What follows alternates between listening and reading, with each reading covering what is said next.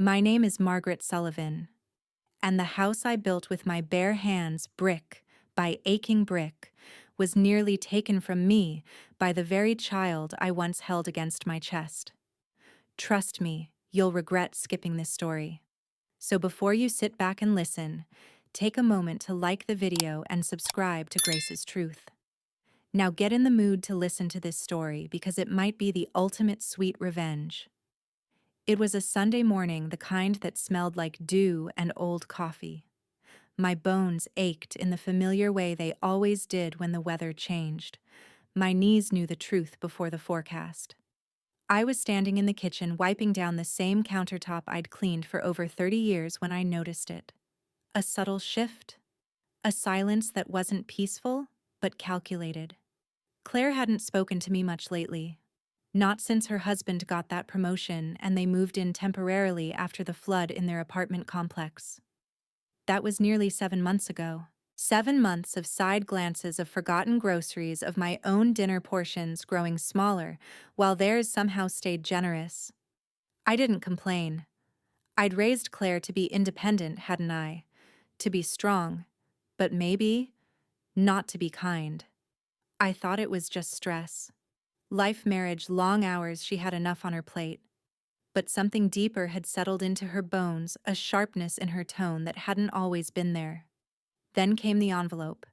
I found it wedged between the gas bill and a coupon flyer.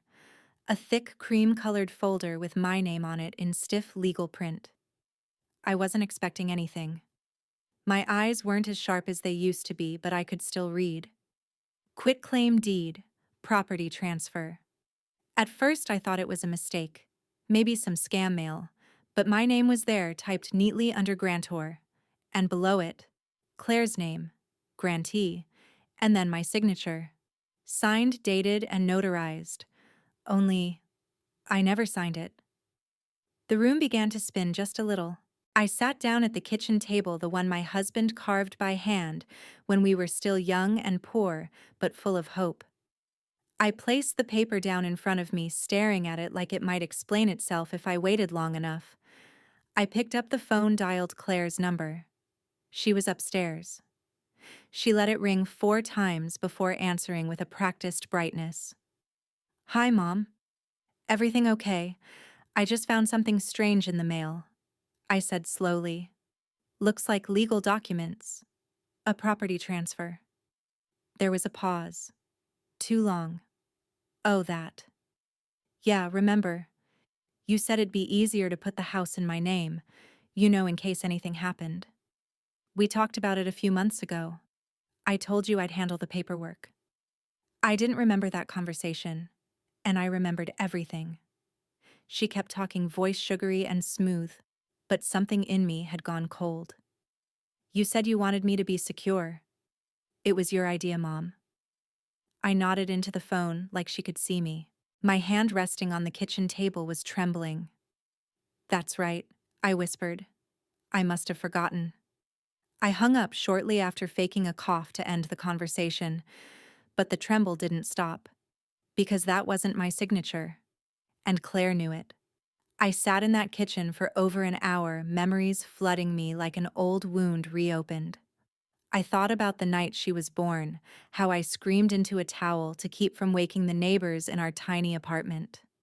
How I worked overtime shifts to buy her that first violin. How I let her have the bigger bedroom after her father died, because I knew she needed space to cry. And now this. It wasn't just a betrayal, it was a dismantling of trust so deliberate, so calculated, that I couldn't understand who she had become. That night I didn't eat. I didn't sleep. I sat in the living room in the dark, staring at the glowing edges of the streetlights outside. Claire passed me once or twice in the hallway, didn't say a word. She thought I wouldn't notice. She thought I wouldn't remember. But if she forgot anything at all, it was this. I may be old, but I'm not done, and I wasn't going to let her win. It started with the signature. I wasn't proud of the fact that I knew every loop and slant of my own handwriting. What kind of life does a person live when they know their pen strokes, like they know their reflection? But I did. After decades of grading papers, signing disciplinary reports, and writing thousands of birthday cards to students who barely remembered my name, I could spot a fake Margaret from across the room. And this was a child's imitation. It was subtle too, clean, too smooth. Claire was always neat, a bit too precise. The R didn't dip the way mine did, and the G lacked the tiny upward curl I'd done since high school. Still forging my signature wasn't what chilled me. It was the notary stamp. Stamped, embossed, official. I stared at it under the harsh kitchen light. My fingers traced the raised seal. It looked real. It felt real. But when I called the number on the bottom of the page the next morning claiming I needed help understanding a document they notarized, the woman who answered hesitated when I gave the date and address. "Oh, uh, we weren't in service that week. Our system was down. No appointments." I didn't argue. I thanked her sweetly, hung up, and pressed my palm flat against the table to stop it from shaking. Claire hadn't just forged a signature. She'd forged a notary. She hadn't counted on me digging this deep. She thought I'd be confused, tired, scared. She forgot who raised her. That afternoon, I took a short walk around the neighborhood. The sun felt heavy. My legs moved slower than they used to, but my mind moved faster. I passed houses I'd known for decades, waved at Mrs. Calhoun, pruning her rose bushes, smiled politely at the Parker twins racing on their scooters. No one would have guessed I was carrying evidence of betrayal in my purse. By the time I got home, Claire and her husband were gone some weekend retreat with colleagues. I opened her desk drawer, the one she didn't think I knew she locked every night. But she wasn't as clever as she thought. The spare key had been taped under the desk for months. Inside, I found more than I'd dared expect. 2 copies of the same property transfer, both dated 2 weeks apart. One with her signature on my behalf, the other without any. Blank, like a backup.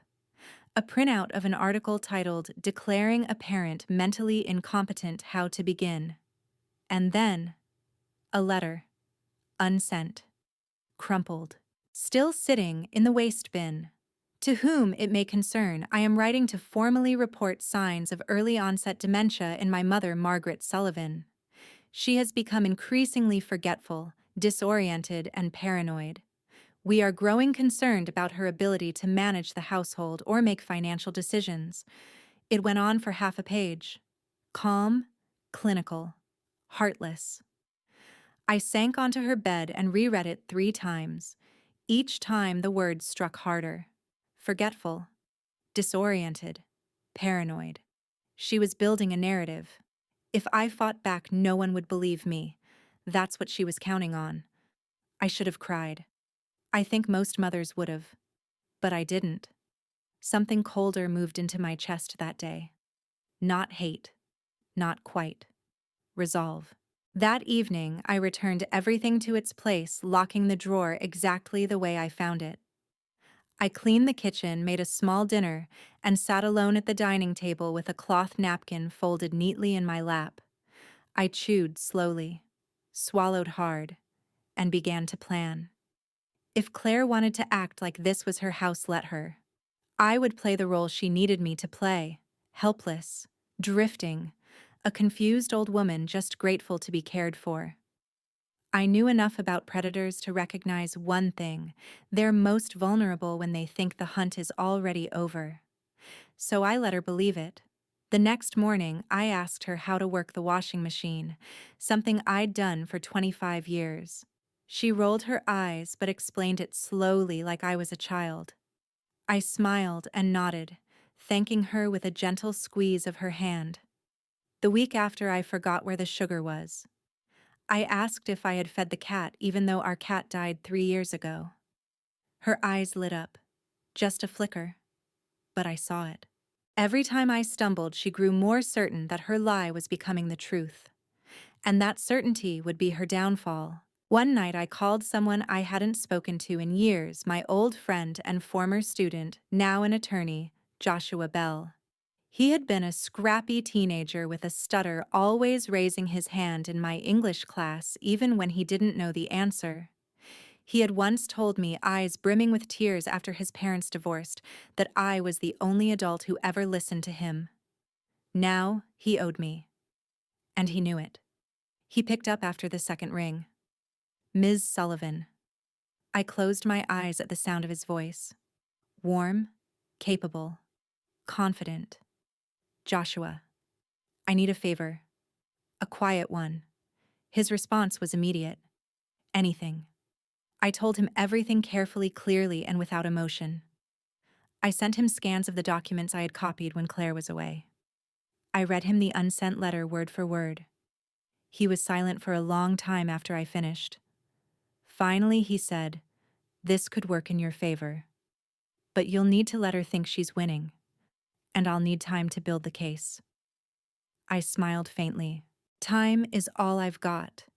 And from that moment on, every act of weakness I played, every forgotten date, every mislaid key, was a piece of the trap.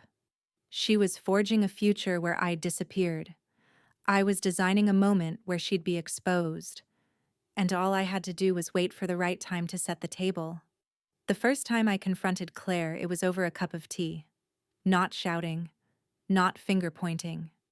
Just two women in a quiet kitchen, steam curling from mismatched mugs and the soft sound of a kettle ticking as it cooled. She was wearing one of my old cardigans, blue wool too big for her shoulders, but she liked to call it vintage. I watched her stir honey into her tea without looking up. She hadn't touched the sugar bowl I deliberately left crooked on the table. "Claire," I said gently, "can I ask you something without you getting defensive?" Her hand froze over the mug, just for a second. "Of course, Mom. What's up?" I folded my hands over my lap and kept my voice steady. "Do you remember when we transferred the deed to the house?" There was a pause, calculated like she was choosing from a menu of lies. "Yeah, I told you I took care of that paperwork, remember? You said you wanted things settled before anything happened? God forbid." I nodded slowly. "You know, I've been having a hard time remembering that conversation." She gave me a sad smile. "That's okay. That's kind of why we did it. Remember, you've been forgetting things lately." She sipped her tea, calmly, eyes fixed on mine. I let out a soft laugh. "You think I'm slipping, huh?" She blinked. "I didn't say that. But you believe it." She didn't respond, just stirred her tea again, the spoon clicking lightly against porcelain. Her silence spoke louder than words. I leaned forward slightly. "Funny thing, I called the notary office, the one that signed off on the transfer." Now she looked up. "They said they weren't open that day. Their systems were down." Her mouth parted a practiced gasp on the edge of forming, but she caught herself. Her lips curved instead into a soft, patronizing smile. "Mom, I think you misunderstood. Sometimes people on the phone, especially at offices, they get confused. You know, you probably called the wrong number. I called the one printed on the stamp." She stared at me for a moment, then set her spoon down with care. She crossed her legs, folding them like she was settling into an argument she'd already rehearsed. "Mom," she said gently, "I know all this is overwhelming. You've always taken care of things, and now, things are just changing. That's normal. You're not failing. But I need to be able to protect what's important. And if that means being in charge of the house," I held up a hand. "Stop."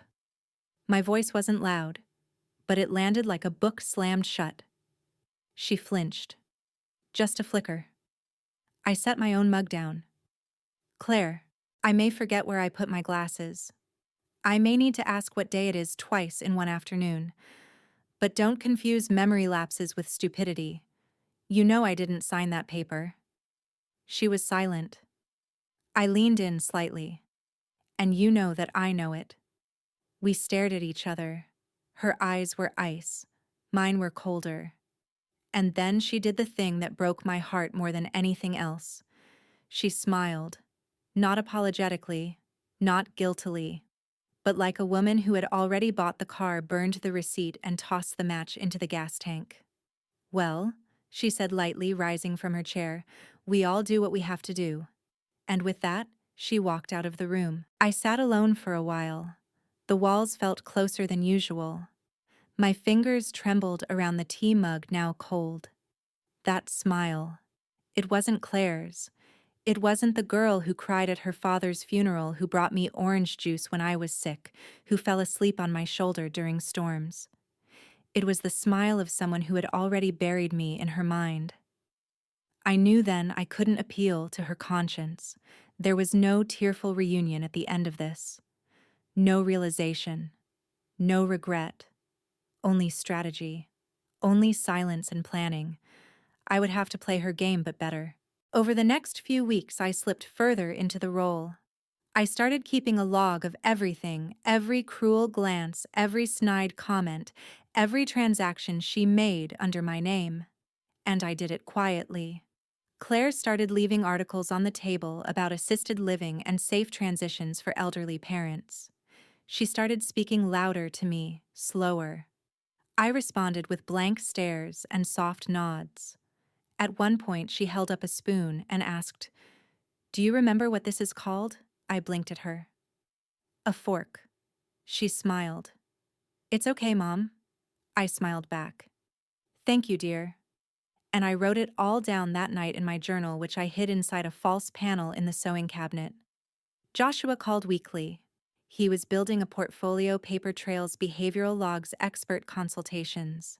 He told me to gather one more thing, a time-stamped video of Claire speaking as if she were in charge of my affairs.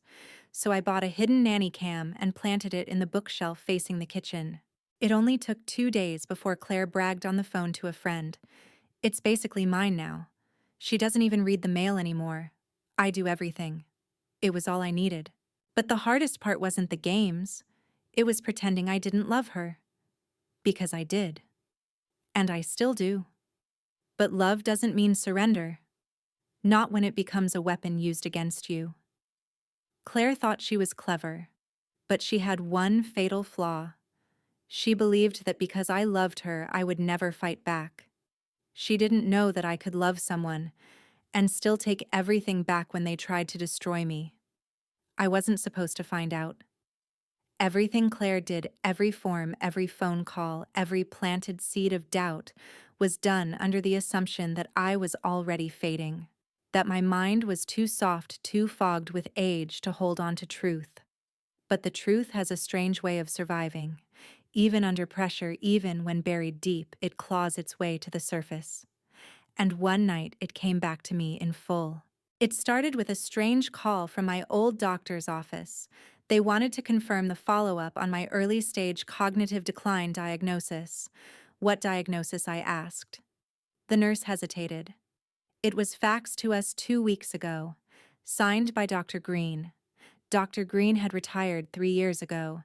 I asked them to send a copy, feigning confusion. I must have forgotten. I chuckled into the receiver. When the document arrived, I stared at it for a long time. Letterhead was real. The logo. The formatting. But the language off. Too stiff. Too vague. As if it were written by someone who had Googled the terms but didn't understand the subtext. The most glaring flaw, Dr. Green's signature was at the bottom. But it was typed. Not handwritten. Not even digitally signed, just typed out in a script font. I folded the paper neatly and slid it into a manila folder labeled firewood.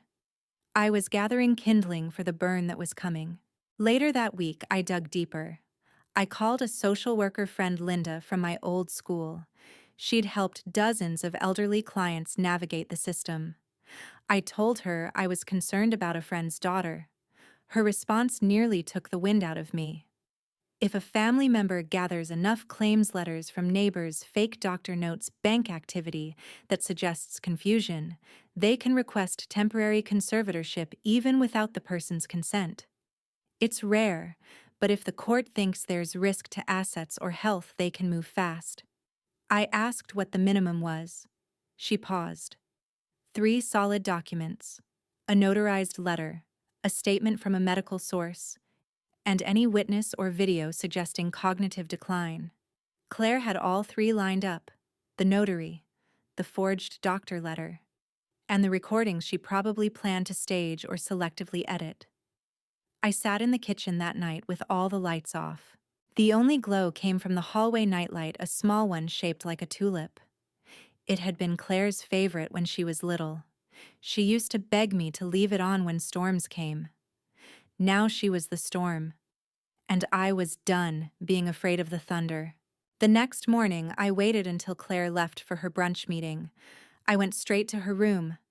I'd never violated her space before, not even as a teenager. But this wasn't her room. Not really. It was mine. Still under my name. Still built from the nights I skipped dinner so she could have piano lessons. Still painted in the shades I picked for our future. She'd filled it with cold mirrors, empty designer boxes, and a vanity full of half-used products I'd never touch. But the drawer under the bed, that was locked. Fortunately, I'd found her spare key weeks ago. Inside were folders, labeled sordid and terrifying.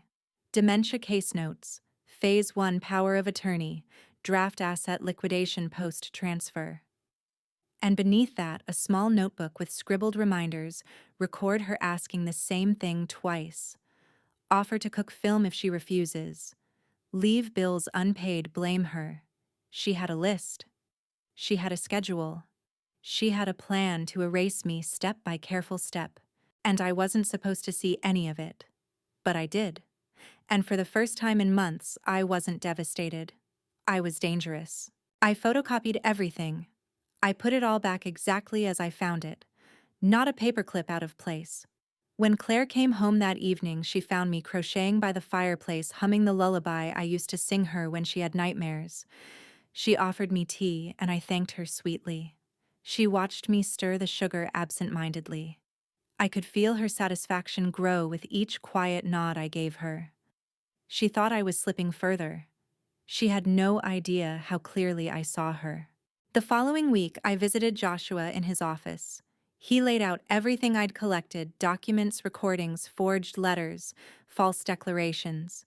He asked me one thing: "Are you sure you want to do this?" I met his eyes. "This is my house, my name, my life, and your daughter." I paused. I raised a daughter. But this woman, I don't know her. And if she wants to take everything I built for her out of greed, she deserves to lose what she thinks she's already won.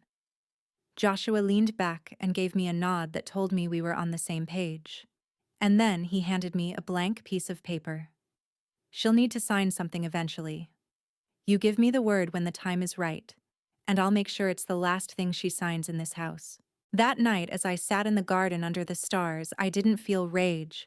I felt something heavier: grief, not for the house, but for the daughter I lost. The daughter who no longer saw me as a person but as a stepping stone, a means to an end, a fragile thing she could bend and mold. But I am not fragile. I am a woman who built everything with hands blistered from sacrifice, and now I would be the one holding the pen. The day I moved into the guest room, Claire didn't say a word.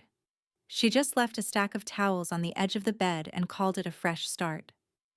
Her husband Darren walked past me in the hallway like I was a piece of old furniture being relocated. The master bedroom, my bedroom, had been mine since my husband and I first put up wallpaper together in 1987. We'd chosen pale green because it's calming, he said, smiling through paint-stained hands. Now it was Claire's dressing room. "Just while we renovate the main suite," she explained breezily.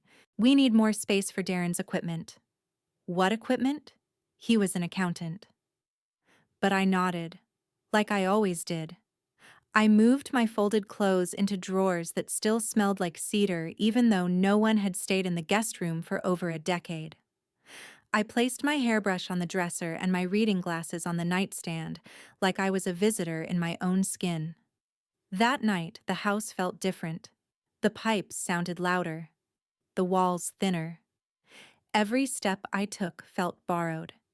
They were pushing me out, not with violence, not with eviction, but with displacement. In silence, 1 inch at a time. Claire started referring to things as hers. My kitchen looks messy today.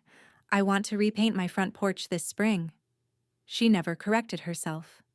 And I never did either. She wanted me small. She wanted me compliant. And so I gave her what she wanted with one hand while the other carved each detail into my memory. Her friends started coming over more. Loud voices, shiny handbags, compliments about how cozy this place is, Claire. One afternoon, I overheard her in the garden telling a neighbor we finally moved in with my mom. You know, she's in that stage where she just needs someone around. That stage. I almost laughed, but I didn't. She began redecorating, starting with the hallway. Family photos that had been there for 30 years were quietly taken down. She replaced them with minimalist abstract art that looked like digital ink spills. My wedding photo disappeared. The cross-stitch frame that read "Welcome Home" was gone. When I asked where it went, Claire smiled gently. It was just too old-fashioned, Mom. I put it in storage. Don't worry, it's safe. Safe. That word hung in the air like a smirk. One evening, they hosted a dinner party. Not for me. I wasn't even asked if I wanted company. 5 couples, all their age, laughing and clinking glasses over my china, my wine glasses, my dining table. I stayed in the guest room, ate cold soup with a spoon that didn't match the bowl. The laughter from the dining room filtered through the walls like smoke. When the party ended, I walked past the dining room.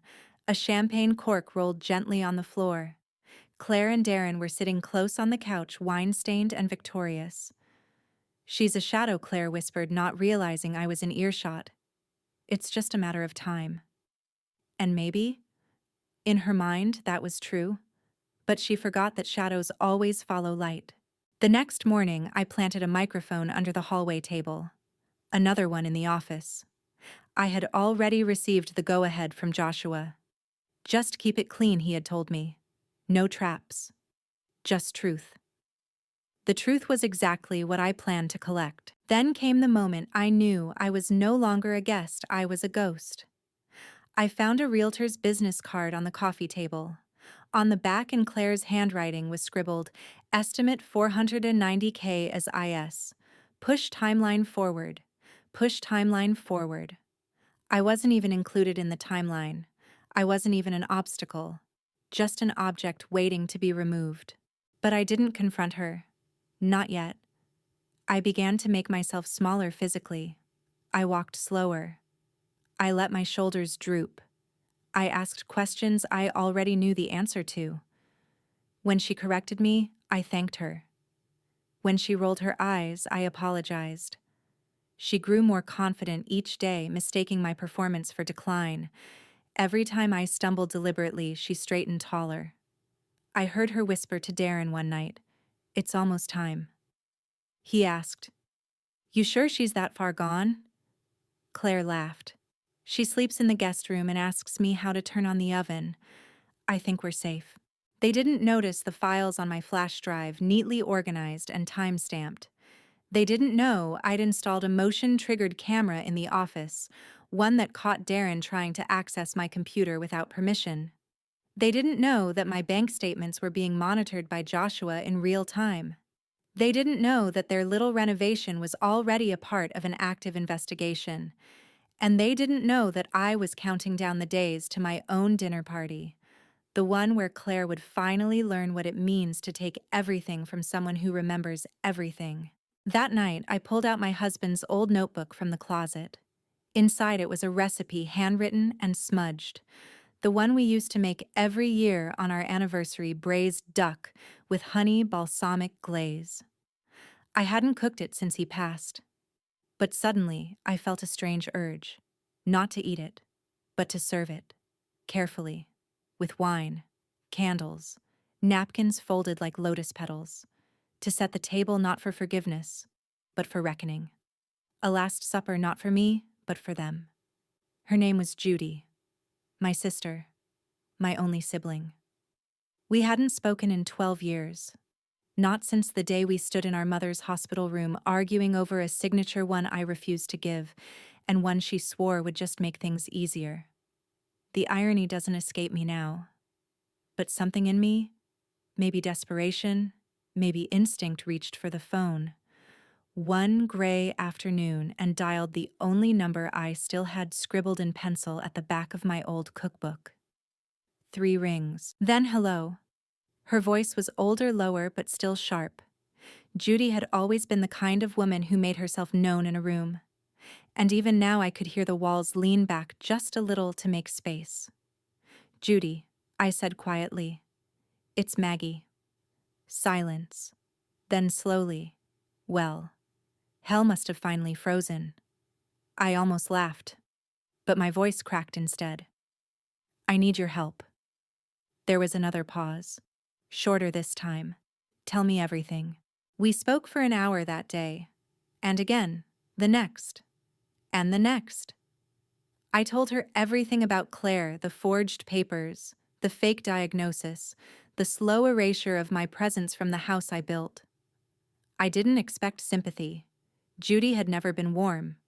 But what she gave me was better. Clarity. You're not going to outlove her, Maggie, she said one night. She's not confused. She's not hurt. She's not in a bad place. She's cruel. And calculating. You raised a shark and now it smells blood. I was silent. You always believed people could be better if you just gave them enough grace, she added softer this time. But sometimes, grace just teaches them how far they can go without consequences. I wiped my eyes. I wanted to believe she'd remember who she was, I whispered. She has, Judy said bluntly. She just doesn't think you will. Judy wasn't just tough. She was also practical. Here's what you're going to do, she said on the third call. You're going to stop hoping she changes. You're going to become someone she's never met before. Someone who stops apologizing for existing. You sound like Mom. She'd be proud. She might have been a hard woman, but she never let anyone take what was hers. The next day, a package arrived on my doorstep. No return address. Just a note tucked inside Start with the one that says Estate Reversal. J. Inside were documents, court referrals, case studies, and contact names in 3 counties. My sister had done her homework. The Maggie that Claire thought she was dealing with, that woman, wore soft slippers and apologized for creaking floorboards. That woman waited to be spoken to, smiled when dismissed, and blinked away the sting of being ignored. But Judy helped me remember the other Maggie, the one who managed an entire high school of 700 students and 22 teachers, the one who broke up hallway fights, rewrote school budgets, and survived a year of chemo while showing up to every parent-teacher meeting. That Maggie had just been buried. Now she was back. I began walking around the block again, not just for my legs, but to remind myself that I belonged in this neighborhood. That this place had been mine before Claire was even born. I greeted neighbors, smiled, asked questions, planted new herbs in the front yard. Claire didn't notice. She was too busy forwarding emails to her lawyer and asking Darren about Zillow listings. Should we wait till spring? I overheard her say one night in the kitchen. It'll sell higher. I smiled at my reflection in the hallway mirror. Let her dream. Spring would never come for her. One evening, Judy called and said, "You're almost there. You just need one more move. What you need to stop preparing and start inviting." She paused. You need to make her feel like she's won. That word again, invite. It echoed in me like a bell. I looked across the room at the old dining table. My husband had carved initials on the bottom of it when Claire was a baby. He used to say, every important conversation in this house happens at that table. And suddenly I knew. It wasn't just time to confront Claire. It was time to serve her. That night, I cleaned the entire dining room by hand. I pulled out the good china, ironed the linen napkins, polished the silverware, lit the chandelier candles that hadn't flickered in years. Then I wrote a handwritten note and slipped it under Claire's bedroom door. Family dinner, Friday, 6:30 p.m. I'd love to have a meal together. Just us. Like old times. Let's not talk about anything hard, just dinner. Love, Mom. It was bait. Sweet, soft, and wrapped in memories. But inside that soft invitation was the steel blade she never saw coming. She replied through a closed door. Sure, Mom. Sounds nice. Her voice was light, relaxed, like someone stepping onto a stage they think they've already conquered. I heard her text Darren minutes later. She's giving up. Told you. Fridays are clean exit. Clean exit. They had no idea what they were walking into. The Last Supper wasn't about food. It was about truth. Served hot and irreversible. His name was Daniel Reeves. He had been 16 when I suspended him for shoving another student into a locker. His record had been spotty, his temper worse. But I had seen something in him, something buried beneath the pain.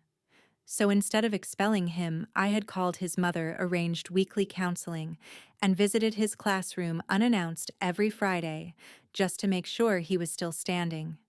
He graduated with honors, and now, 25 years later, he was the attorney sitting across from me in a downtown office lined with thick books and framed degrees. Mrs. Sullivan, he said, smiling with disbelief. You don't know how many times I've thought about you. I wish this visit were under better circumstances, I replied. He leaned forward. You helped me keep my future, he said. Let's see what I can do to protect yours. I handed him everything. The forged documents, the notarized signature that wasn't mine, a timeline of events, copies of Claire's texts, medical appointment notices that were never scheduled, the insurance bills that mysteriously disappeared. Daniel scanned the files with a practiced eye. When he reached the forged power of attorney, his expression darkened. Your daughter's bold, he murmured. She thinks I'm weak. He looked up. She's about to learn otherwise. He laid out my options. Technically, you're still the legal homeowner, but the forged power of attorney allowed her to initiate a transfer. We can challenge it. Will I get the house back? That's not the question, he said. The real question is, do you want to fight this privately or publicly? I hesitated. I don't want revenge, I said quietly. I want the truth on the record. I want her to know that I knew, that I let her walk to the edge of the cliff, and that I watched her fall. He nodded slowly. I can make that happen. Over the next few days, Daniel helped me build what he called a strategic dead end. We wouldn't stop Claire immediately. We'd let her believe she'd won. Let her finalize the papers, push the timeline, prep the sale. Everything would move forward until the moment we filed the legal motion to nullify it all. A motion backed by evidence. Timing, Daniel explained, was everything. We serve it after the dinner, he said. Let her enjoy the illusion. It'll hit harder. Will it stand in court? He smirked. Your daughter may have faked your signature, but she left fingerprints all over her mistakes. Text messages, IP logs, financial moves, canceled medical appointments. It's not just fraud, it's elder abuse. If you wanted, we could press charges. I swallowed hard. A part of me wanted to. But something deeper said no. No, I whispered. Let her live with it. Daniel leaned back in his chair. You're stronger than most people I've met. I used to think strength meant not falling apart, I said. Now I know it means knowing exactly when to. That night, I sat on my front porch for the first time in months. It was cold, crisp. The kind of air that makes you remember you're still alive. The wind rustled the dried leaves in the flower beds. The porch light flickered once, and somewhere down the block, a neighbor's wind chime played a song I didn't recognize, but somehow knew. Across the street, I saw Claire's car parked at an angle door half shut. She'd stormed in earlier after another phone call with the real estate agent. She was stressed, edgy, good. She thought she was navigating chaos. She didn't know she was walking into choreography. I cleaned the kitchen the next morning like I was preparing for Christmas. Not because I was excited, but because ritual helps calm the storm inside. I pulled out the rosemary, peeled fresh garlic, let the roast soak in marinade, set out the old silver salt and pepper shakers that my mother passed down to me the year before she died. Each step reminded me that I was still here, still choosing, still capable. I ironed the tablecloth again, checked every detail twice, and then I set one more place. Not for Darren, not even for Judy, but for truth. As I folded the napkins into quiet triangles, I thought about how many meals had been eaten at that table. Birthday cakes, burnt toast, tears over breakups, applause over college letters, my late husband's laughter after too many glasses of wine. Now it would host something different. A reckoning, but dressed like love. Daniel had one last question before we parted that week. "Are you sure you're ready?" "I'm not just ready," I said. "I'm hungry." Claire arrived 5 minutes late, just enough time to assert control, but not late enough to make it obvious. She walked in wearing that tight smile I'd seen too many times, the one that masked contempt with practiced grace. Her blazer was crisp, her makeup flawless, but her eyes, those darting, cautious eyes, told the real story. She was nervous. Good. I greeted her with the same warmth I used to greet visiting parents during tense parent-teacher conferences. "Oh, you look lovely, Claire," I said. "Come in, sit. The roast is nearly done." She looked around confused. "No one else is here?" I smiled. "No, just us." She blinked. "Just us." I poured her a glass of wine before she could ask more questions. "To us," I said. She clinked my glass half-heartedly. "What's the occasion again?" I leaned in. "I just wanted one more dinner with my daughter before everything changes." Her brow furrowed. "Changes?" I waved it off. "Don't be so serious. Let's eat first." We sat at the table, the same table where I'd helped her with spelling quizzes, birthday cards, and wedding seating charts. Now the place between us was crowded with silence. She picked at the roasted vegetables, sipped her wine, and tried to keep her cool. But I could see the questions blooming behind her lipstick. "You've been calm lately," she finally said. "Should I not be? I thought, with everything going on. The house. The move." "Yes," I said slowly. "It's a lot." She studied me. "You're not mad." I tilted my head. "Should I be?" She flinched. Just a flicker, but I saw it. I reached under the table and pulled out a small envelope. Thick. Sealed. I placed it between us. Her eyes dropped to it. "What's this proof?" She laughed nervously. "Of what I folded my hands still steady. Proof that I know." She froze. "No. What I didn't flinch. Claire. I know you forged my signature. I know you filed papers behind my back. I know you've been trying to sell the house out from under me. And I know every single person you lied to because I've spoken to them myself." Her face drained of color. I stood slowly and walked to the kitchen. "Dinner's not over," I called softly. "I just need to get dessert." She didn't follow me. Couldn't. Her legs had turned to stone. I returned with a lemon tart, her childhood favorite. She used to ask for it every year on her birthday, claiming store-bought cakes tasted like sugar and lies. I placed the dish down gently, then sat back in my chair. "You said you wanted a future for your children," I said. "But what kind of legacy is this? Teaching them how to steal in silence? Mom, I didn't, Claire." She stopped. "You don't get to lie anymore. Not here. Not at this table." Her lips trembled. "I was just trying to secure your future," I snapped. "Rewrite mine. You didn't even ask me. You just decided I was too old, too tired, too expendable." Her hands curled into fists. "I sacrificed for you," she hissed. "You always gave more to Darren. You never made me feel like I mattered." I leaned in. "You never had to fight for your place in this family, Claire. And somehow, you still turned into a thief." Silence. The kind that buzzes in the bones. She reached for the envelope, but I slapped my hand on top of it first. You don't get to read the evidence. Not yet. She recoiled. What is this? Some twisted goodbye. No, I said softly. This is the first honest meal we've shared in years. Her face hardened. So what now? You press charges? No, I said. But I've filed a legal motion. The house can't be sold. Every document you touched is now under review. Daniel Reeves, remember him? You probably don't. He used to be the kid you made fun of in the halls. Now he's my lawyer. She stood up, suddenly chair scraping the floor.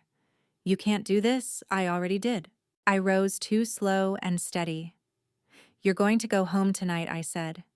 And you're going to sit with what you've done. You won't be arrested. You won't lose your children. But you'll lose the one thing you thought you'd already taken. She blinked.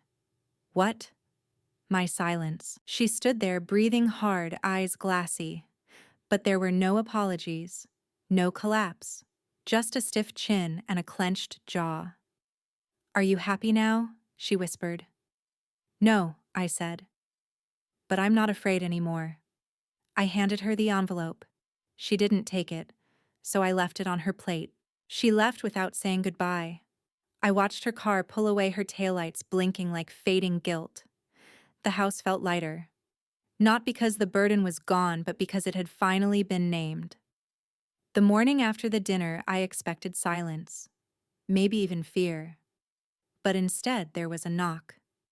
Not the frantic kind that comes with anger, but the gentle, hesitant kind that only shows up when someone feels ashamed. I opened the door to find Darren. He was holding a bag of groceries in one hand and a bouquet of hydrangeas, my favorite, in the other. I heard, he said. Just that. No pleasantries. No excuses. I stepped aside and he walked in like he used to in high school.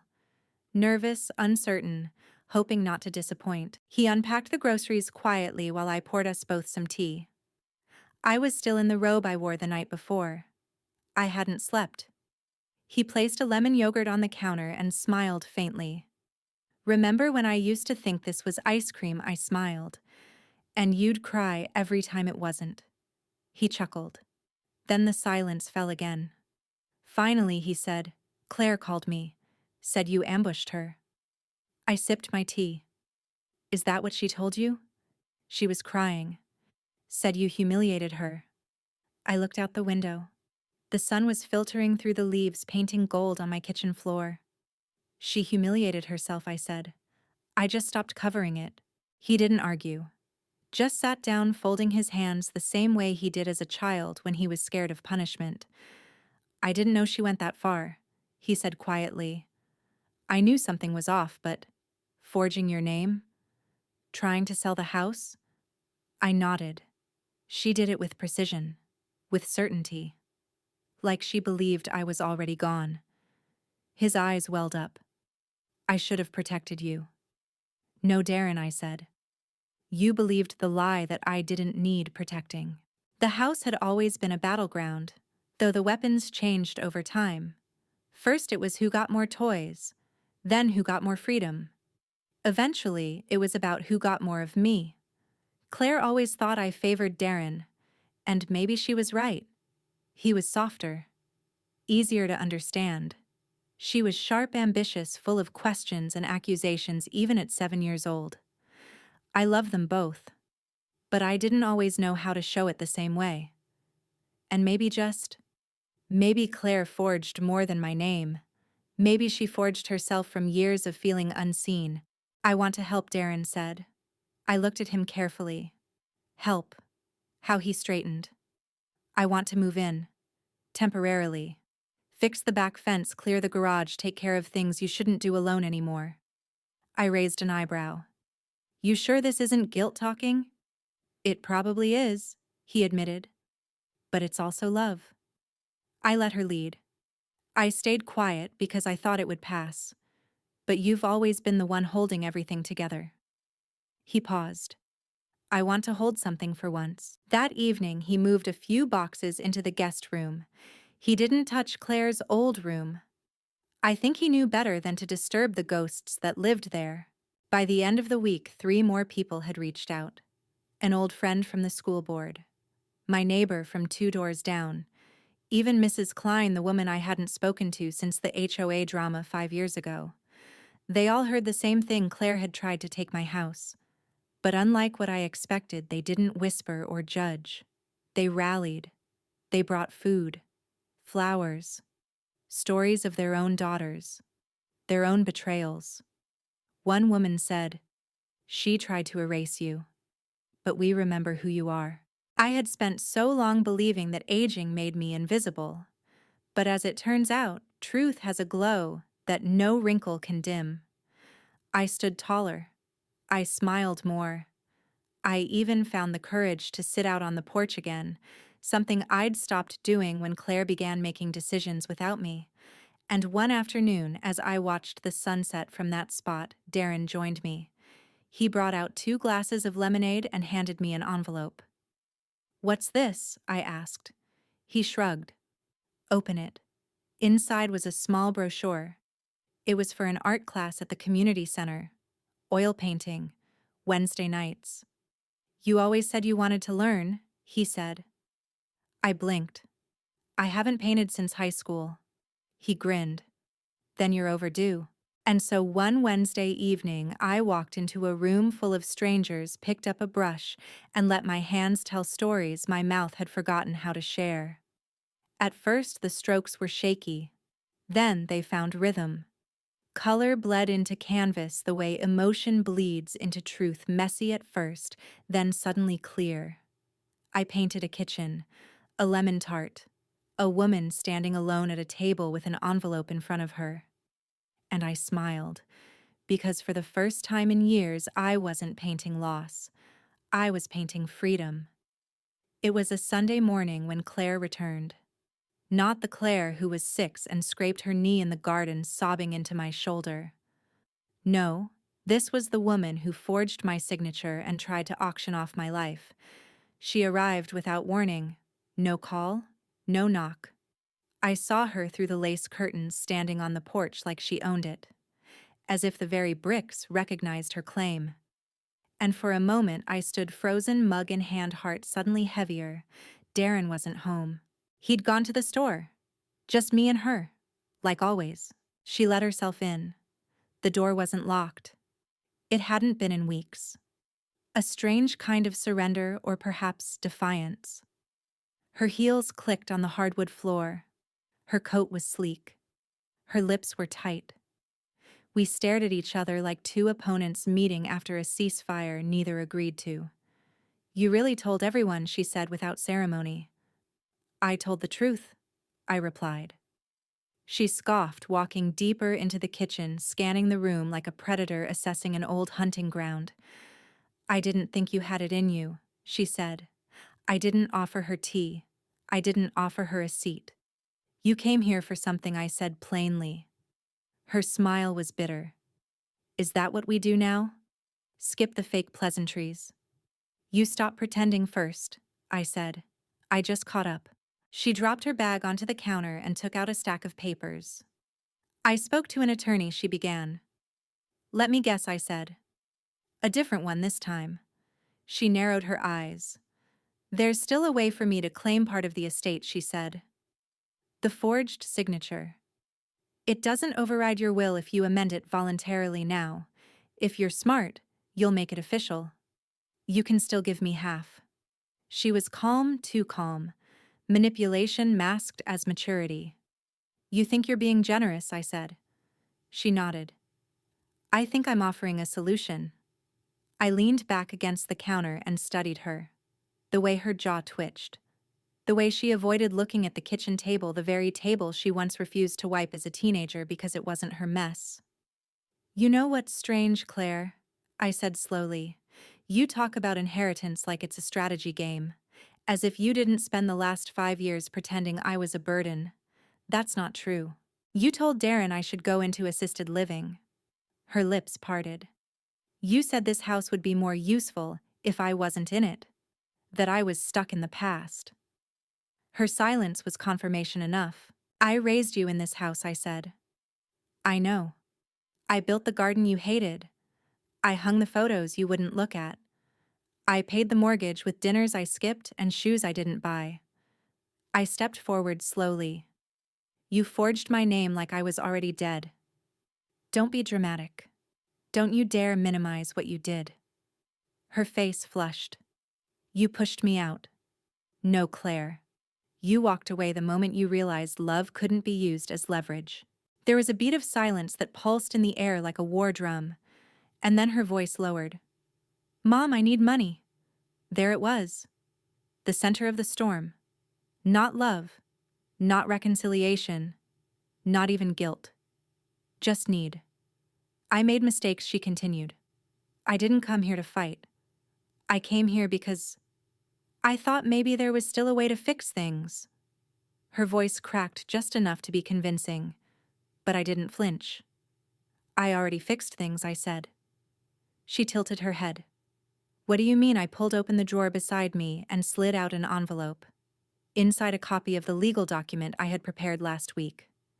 A revocable living trust naming Darren as co-trustee and full beneficiary in the event of my death, and effectively freezing the estate from any claims tied to Claire's fraud.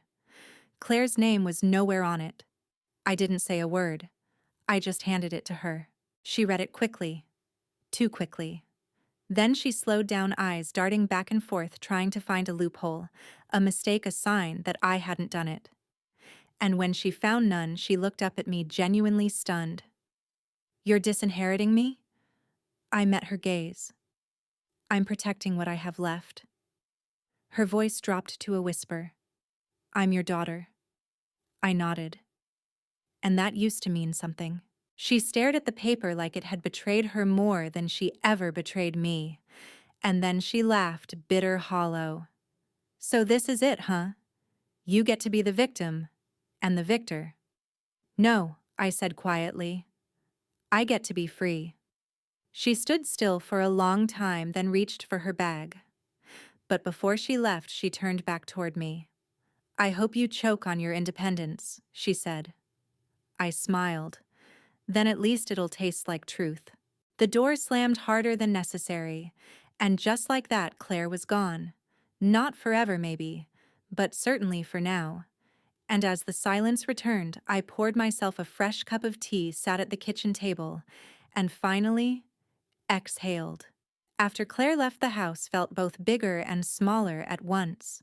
There was no shouting, no footsteps, no lingering perfume that used to smell like youth, but now just smelled like threat.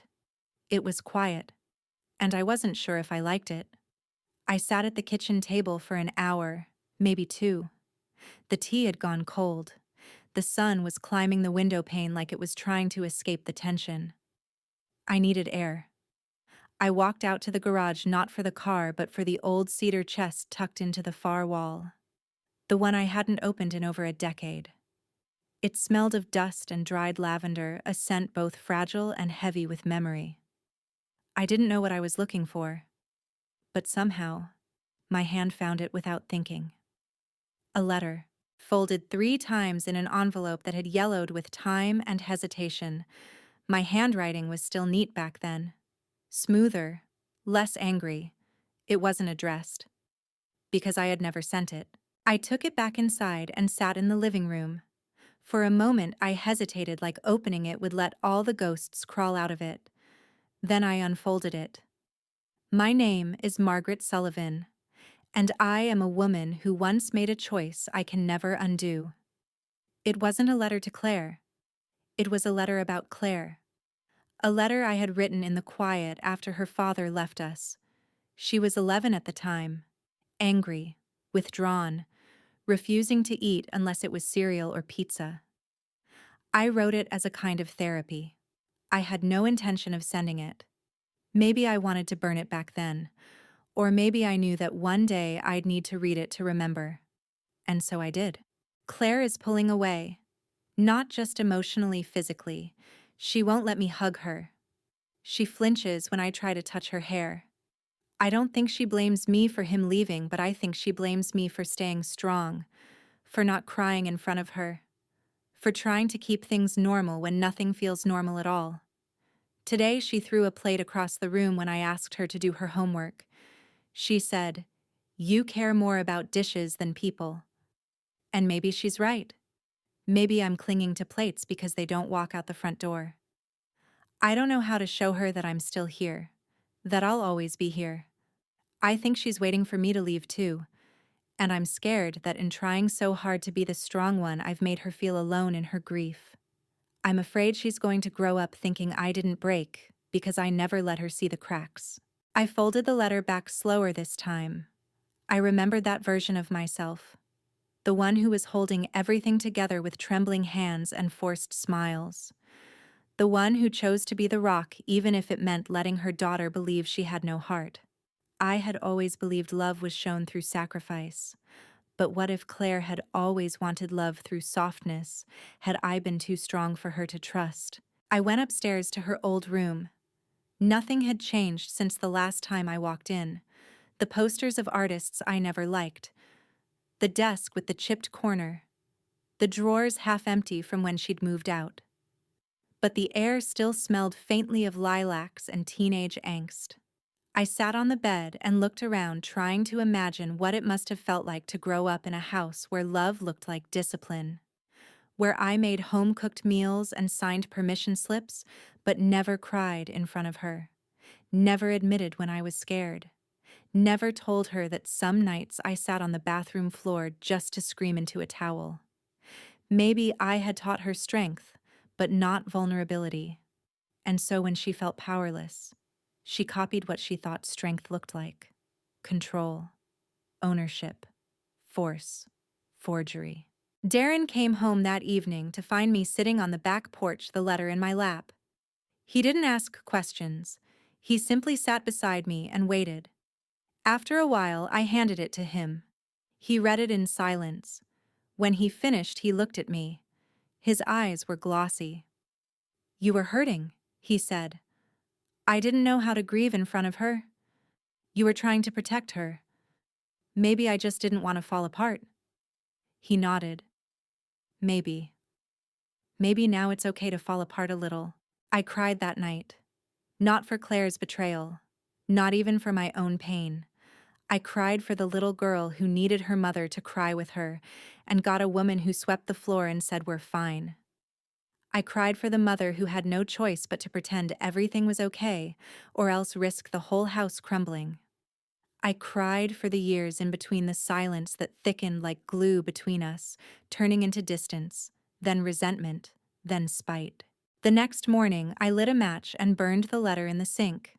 Not out of anger, but as a release. Some things are better left to memory, not because they're bad, but because they've already taught us what they were meant to. And maybe, just maybe, I was ready to write a different kind of letter. One not born from guilt, but from clarity. 3 days after I burned the letter, I sent Claire an invitation. It wasn't through text, or email, or a phone call. I wrote it by hand on crisp ivory cardstock and mailed it to her office. I knew she'd open it there. She always opened personal letters at work. Something about looking important in front of her assistant. The note was brief. "Claire, dinner at my house. Sunday, 7 p.m. No need to bring anything. Love, Mom." No flair. No apology. No threat. Just certainty. Darren raised an eyebrow when I told him. "You think she'll come?" "She won't be able to resist," I said. And I was right. I heard nothing until Sunday afternoon. Then, at 3:26 p.m., she replied, "I'll be there." No heart, no signature. Just a sentence, tense and clipped, like she was bracing for war. That was fine. I had already set the table. By 6:30, the roast was in the oven. The silverware gleamed. The wine, Claire's favorite bottle, the expensive kind she used to bring for holidays, sat uncorked on the counter breathing. The dining room looked perfect. Not like a celebration, not like a trap. Just right. I wore a navy blouse, understated pearls. My wedding ring still on my hand, even though it no longer meant what it once did.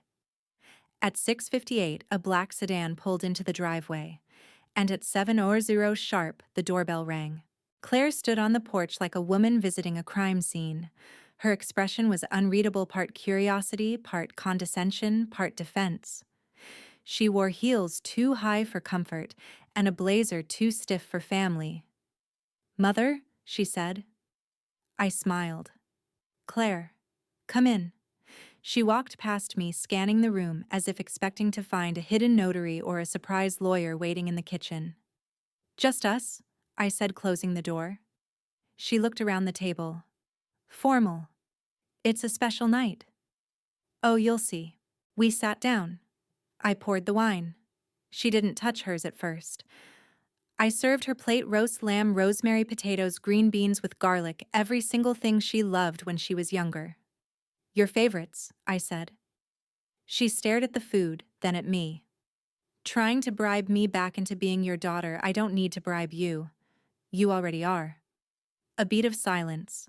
Then she picked up her fork. The first few minutes passed with nothing but the clink of silverware. She made a show of chewing, slowly, sipping the wine like she didn't trust it. So she finally said, "What's the purpose of this dinner?" "Do I need a purpose to feed my daughter?" She snorted. "You haven't fed me in years. Not since I moved out. You didn't exactly leave hungry." Her fork paused midair. "Is this about the house?" I smiled gently. "Everything is about the house, isn't it?" She narrowed her eyes. "If this is an ambush, it's not." She waited. I waited longer. Then I leaned in, voice steady. "I just wanted to sit with you. As a mother, as a woman, as someone who once loved you more than the roof above our heads." She blinked. For a second, just a flicker, the armor cracked. "You said once." I meant what I said. She set her fork down. "Are you going to forgive me?" "No." She stiffened. "But I am going to release you." She stared. I continued. "You forged my signature, tried to steal the house. You lied to your brother. You turned me into a ghost in the very place I built with my pain." Her lips pressed into a thin line. "And yet I still made your favorite meal. Not because I've forgotten. Not because I want to fix things." "Then why?"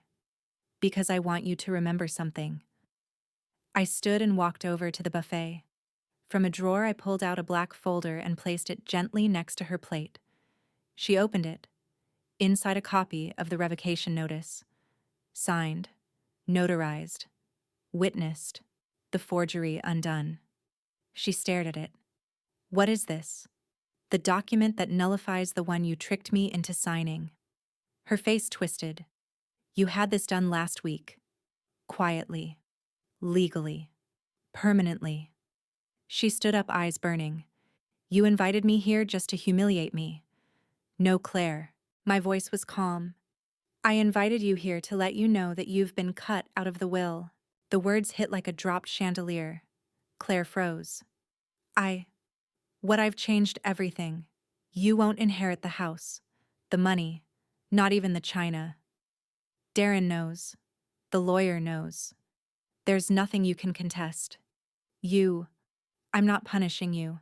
I'm simply removing you from something you clearly don't value." She took a shaky breath. "You said you weren't here to fix things." "I'm not." "You're here to end them." "No," I said softly. "I'm here to give them closure." She sank back into her chair. There were no tears. Not yet. Just shock. And a strange, unexpected quiet. The kind of silence people make when they realize they've run out of bullets. "I suppose I deserve that," she said finally. I looked at her for a long time. And in that moment I saw not the woman who had betrayed me, but the child who had never learned what love looked like when it wasn't dressed in steel. "Maybe you do," I said. "Or maybe we both deserved better teachers." Dinner ended without another word. Claire left the folder on the table. She walked to the door like someone walking away from a gravestone, and when she stepped outside, she didn't look back. It had been 5 days since Claire walked out of my house. She hadn't called. She hadn't sent an email. She hadn't even sent one of her cold, cryptic texts. That was fine. I wasn't waiting. The folder with the revocation notice still sat on the dining room table. I hadn't moved it. It was like a tombstone now marking the end of something that had rotted long before it was buried. But endings are never that simple. Not when they involve blood. On the sixth morning, there was a knock at the door. It wasn't urgent. Just persistent. I opened it slowly, expecting maybe a package or a neighbor. It was Claire. But she wasn't alone. Beside her stood a man in a navy suit, late 40s briefcase, a stiff jaw that had argued in courtrooms for a living. Claire's lawyer. She didn't say hello, didn't even meet my eyes. Instead, she spoke like someone reading from a script. We'd like to request a meeting regarding the property and inheritance documents. We believe there were undue influences and potentially coercive revisions. I stared at her, then at him. The lawyer gave a thin smile. We're simply asking for clarity. I returned the smile, but mine didn't reach my eyes. There's nothing unclear. You forged my name. I fixed it. You were removed from the will. It's all legal. Claire blinked. Just once. But her cheeks flushed. We have concerns about mental fitness and duress. There it was. The knife hidden in the handshake. I didn't raise my voice. Didn't step back. I looked straight at the lawyer. Would you like tea? He hesitated. Claire frowned. I'm serious, I said. Would you like to come in? I make a very steady cup. They didn't answer, so I stepped aside and gestured them in. They walked in slowly, like they weren't sure if I'd lock the door behind them. I didn't. I simply led them to the kitchen table and began boiling water. Claire's eyes darted around the room, probably checking for new documents, some trap she hadn't seen before. I said nothing until the kettle screamed. Then I poured.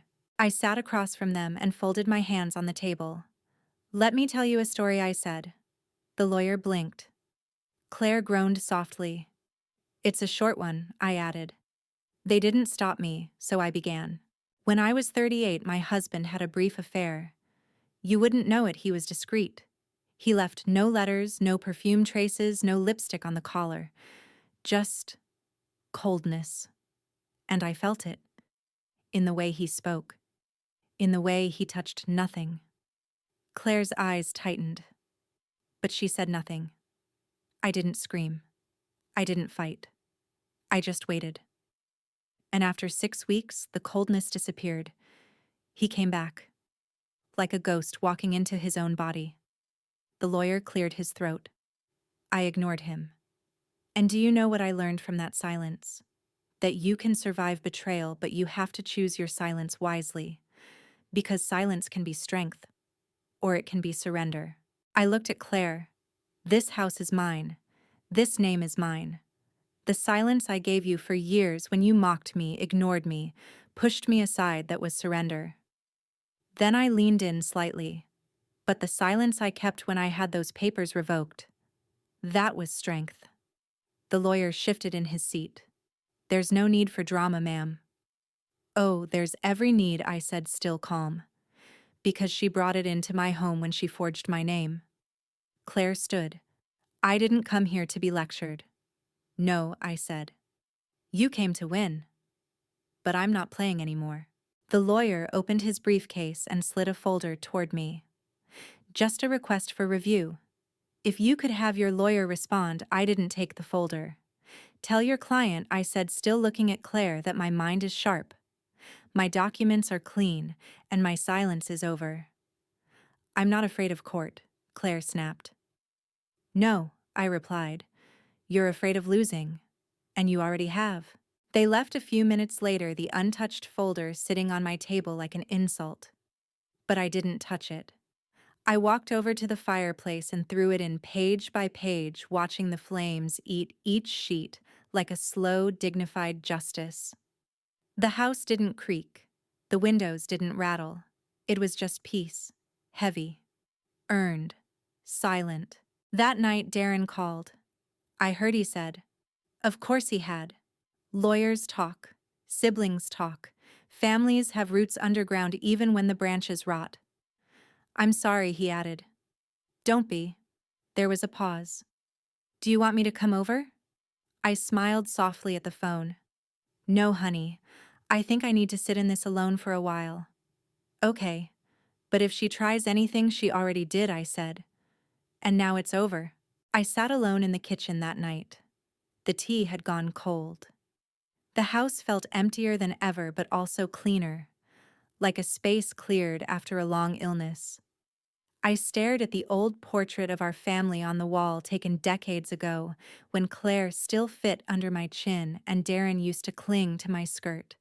So much lost, so much wasted, and still I had survived it all.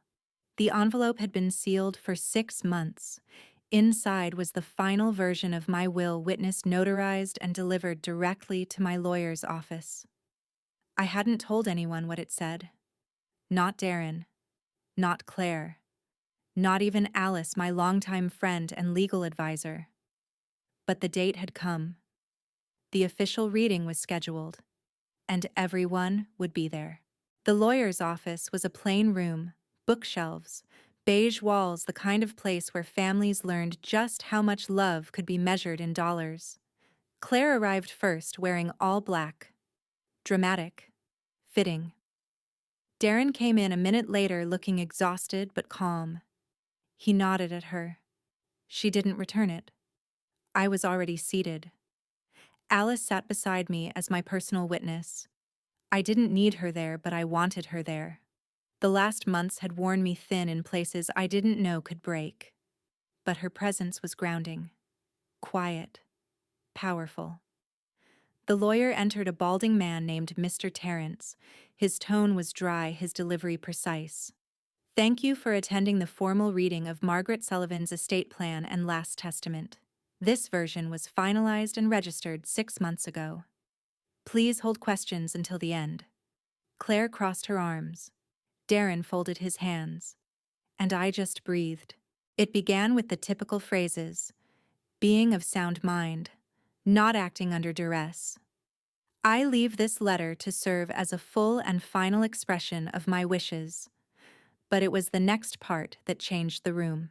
To my son Darren Sullivan, I leave the family savings account and the equity from my pension, for he has never asked, only given. He stood beside me when others disappeared. Darren sat up straight. Claire's jaw clenched.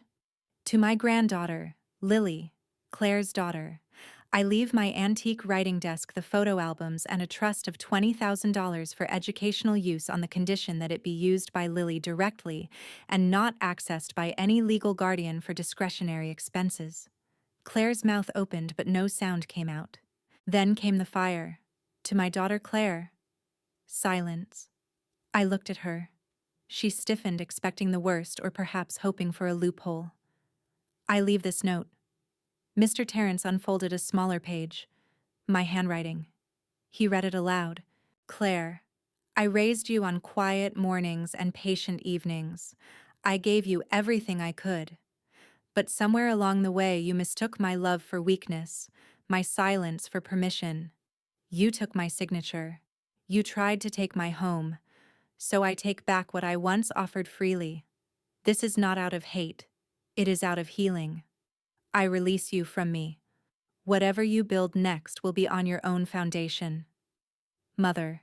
The silence in the room cracked like glass. Claire stood up so fast her chair scraped the floor.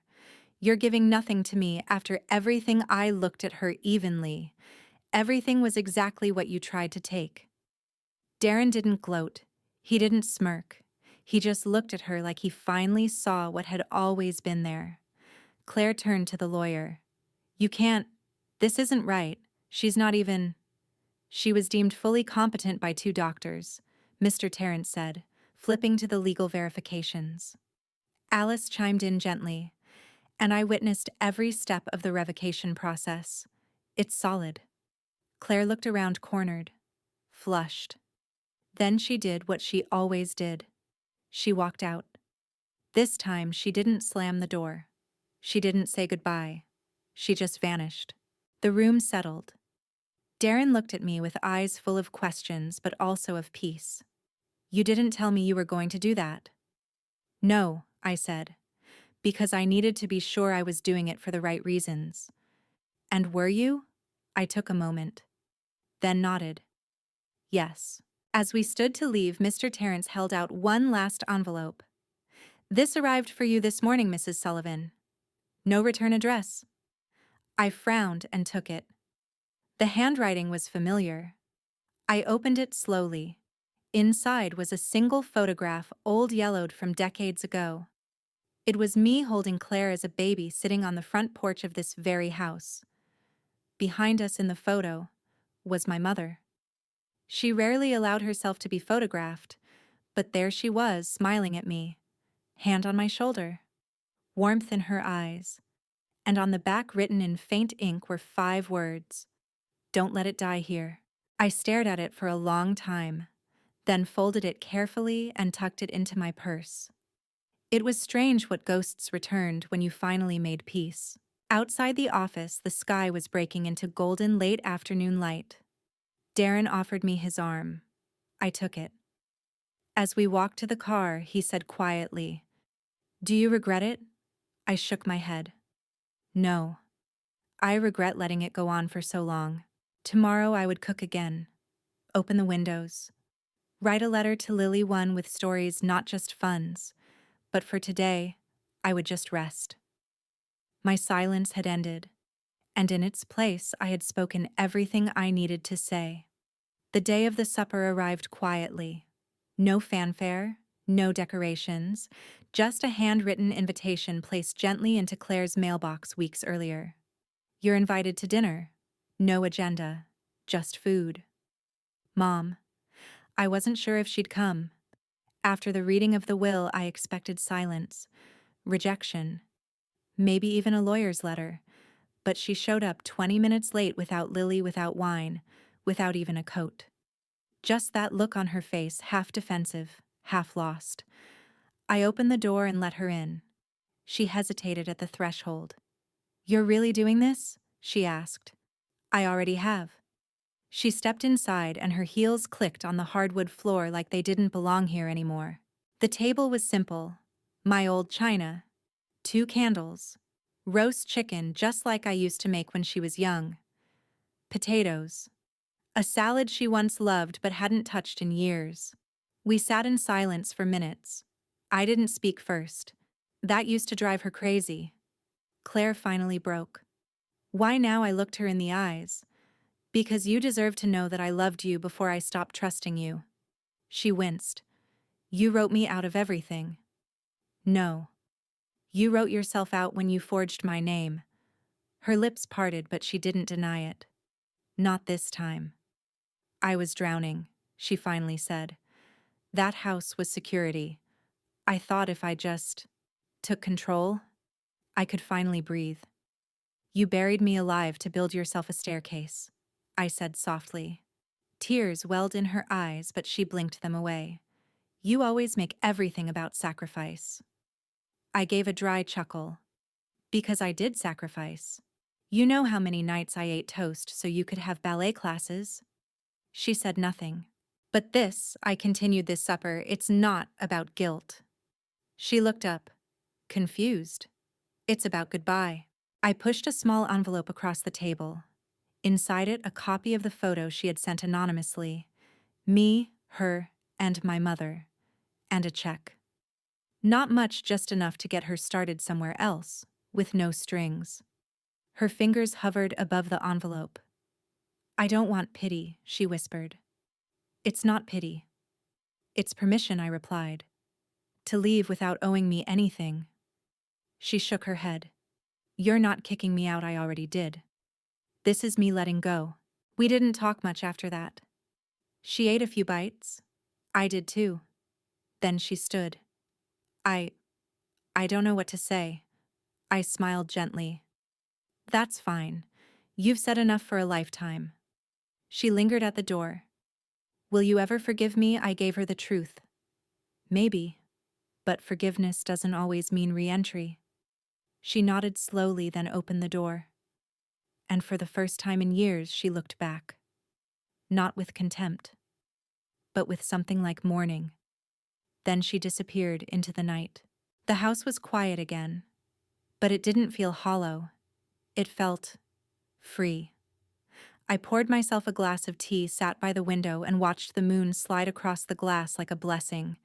Tomorrow I would call Lily, just to say hello. No strings, just love. Tomorrow I would donate the clothes I no longer wore. Make space. Let air in. Tomorrow I would live again, not as a victim or a mother trying to fix things, but just as me. Margaret Sullivan. People think revenge is about fire and fury. But for women like me, revenge is peace. It's the gentle reclaiming of space that was stolen. It's a meal served warm without fear. It's closing the door with grace, not rage. Thank you for listening to my story. If you've ever been quietly erased, let this be your reminder you can come back. You can reclaim your voice. You can make your own last supper and serve it with dignity. Now, I want to hear from you. Have you ever had to say goodbye to someone who didn't deserve your silence? Tell your story in the comments. And don't forget to like and subscribe to Grace's Truth, where voices like mine are finally heard.